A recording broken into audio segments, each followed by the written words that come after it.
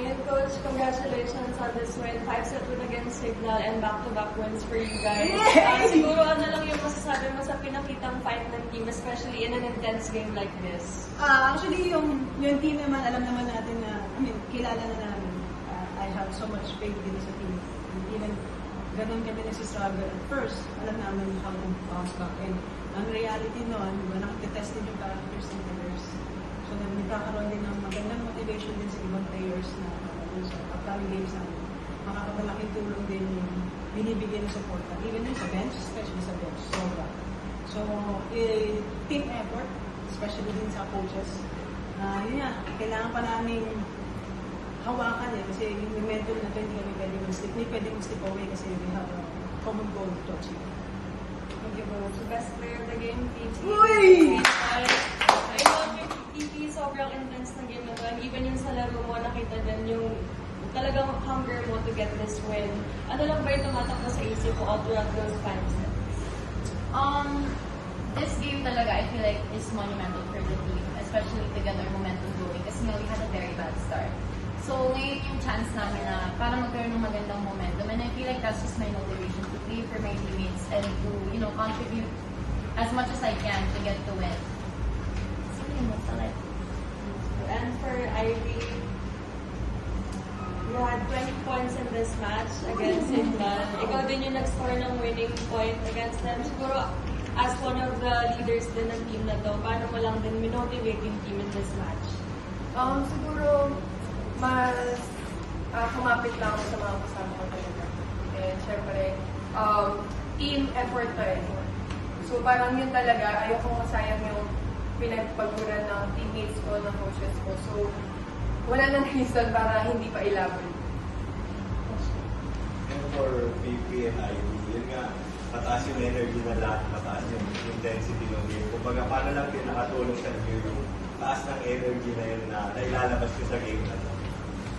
Actually, for me, super nakaka-excite siya. Sobrang saya maglaro kapag yung energy, kapag when you can see the passion of your team. So parang, yun din nakatulong siya kasi apart from the people here, yung dami nanood today, sobrang nakakagana yung gantong atmosphere ulit na sobrang lively and sobrang tension.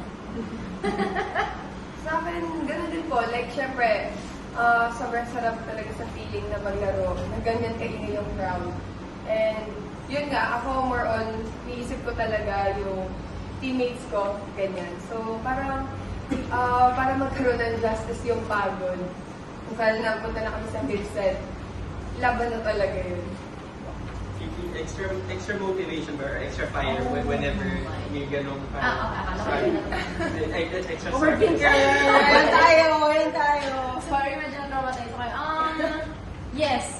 Super yes. For me, especially. Kasi, yun yung nakakapag-contribute talaga sa, energy ko sa court na, yun kasi yung bibigay sa akin ng purpose na to play for my teammates. Kasi ayoko silang, ayoko silang naaape or ayoko silang basta ganun. Ako na lang yung mag-step up para, sige, bigyan mo sa akin ako na yung mag-rar.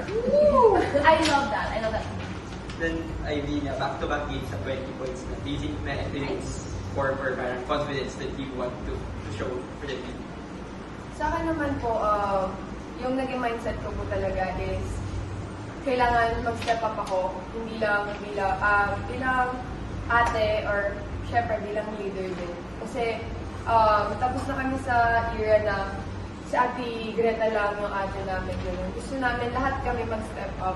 And syempre, sobrang nakakataas na confidence na ganyan yung nagiging result namin.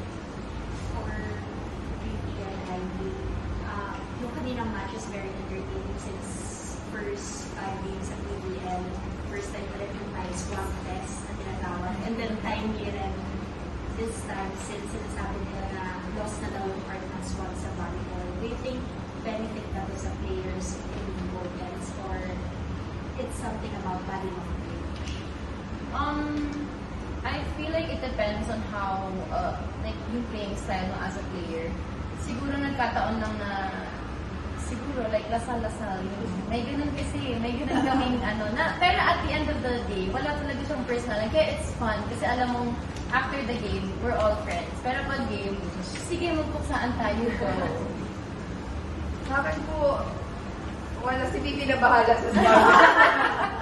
Hindi talaga po ako swab, pero sobrang sarap sa feeling na yung swab mo yun, makikita mo and like teammate mo yung magsuswab gano'n. So, nakaka-boost lang po sa team.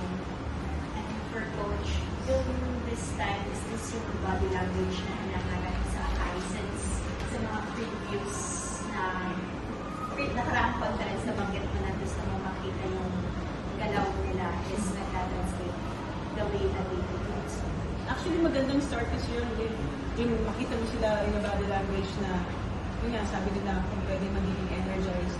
Not because of the other people, because kailangan din namin makuha yun within, among ourselves. Pero yun yung sasaway namin kung paano namin i-handle yung game ng campus.